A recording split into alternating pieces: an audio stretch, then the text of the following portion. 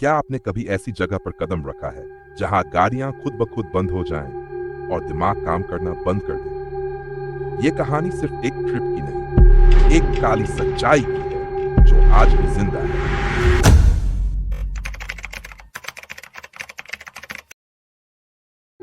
Trip की शुरुआत और पहली अनहोनी गर्मी की छुट्टियां थी और हम सबने सोचा कि इस बार कहीं शांति भरी जगह चले जहां न भीड़ हो, न शोर, बस नेचर और सुकून। हमने प्लान किया कि एक दिन की ट्रिप पर पास के एक वाटरफॉल पर जाएंगे। हमारी दो फैमिली थी, हम और हमारे क्लोज फैमिली फ्रेंड्स। सुबह करीब 9 बजे 2 गाड़ियों में सफर शुरू हुआ।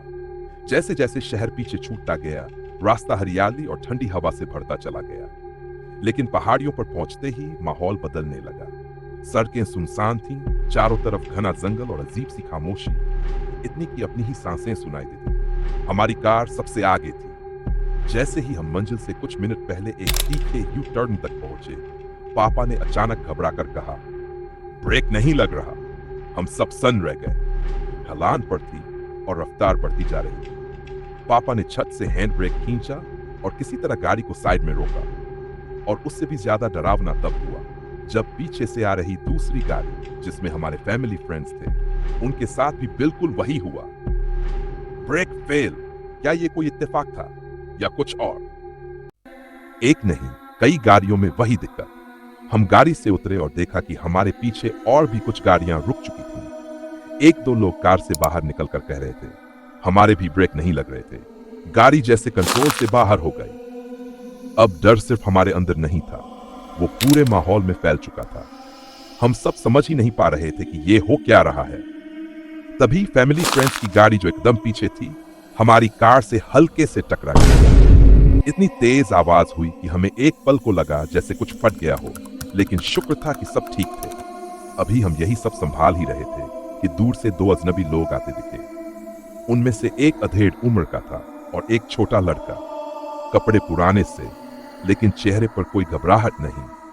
उन्होंने पास आकर शांत लहजे में पूछा, ब्रेक फिर से फेल हो गए क्या? हमें बहुत अजीब लगा, जैसे वो जानते थे कि यहाँ क्या होता है। अजनबी की बात और एक डरावनी थ्योरी।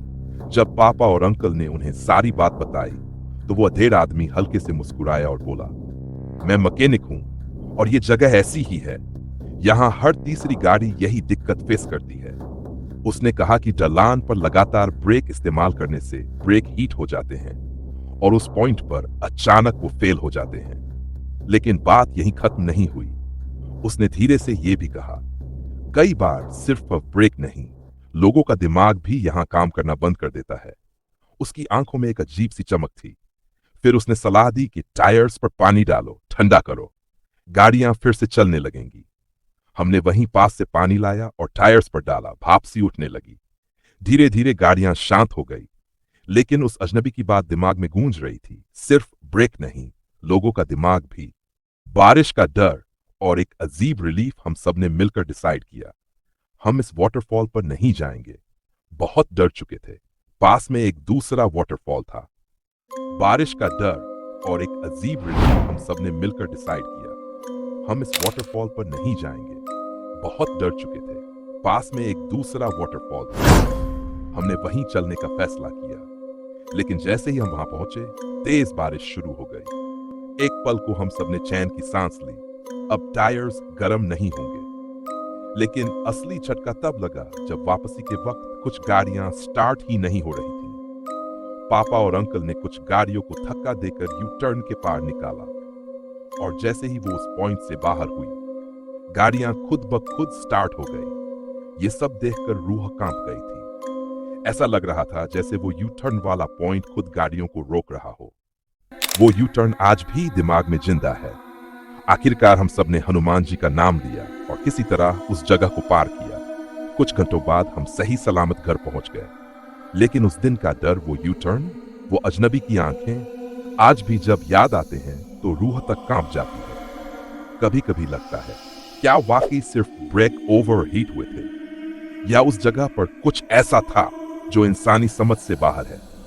अगर आपको हमारी ये रियल हॉरर स्टोरी पसंद आई हो तो वीडियो को लाइक करें, चैनल को सब्सक्राइब करें। और अगर आपके साथ भी कोई डरावना अनएक्सप्लेनेबल हादसा हुआ है तो हमें इंस्टाग्राम पर डीएम करें।